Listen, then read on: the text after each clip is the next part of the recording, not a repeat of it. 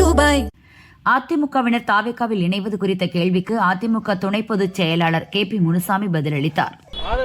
உள்ளாட்சி தேர்தலில் அதிமுக ஒரு ஓட்டு கூட அதிகமா வாங்காது அப்படின்னு ஒரு கருத்தை வச்சிருக்காரு. அதை எப்படி பாக்குறீங்க அவரோட பேச்ச?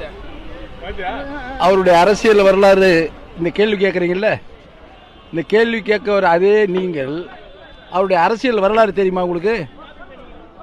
அவர் எந்தெந்த கட்சியிலிருந்து வந்திருக்காருன்னு தெரியுமா? அப்படி ஒரு சந்தர்ப்பவாதி அரசியல்வாதிக்கெல்லாம் பதில் சொல்ல வேண்டிய அவசியம் இல்லை. ஓகே,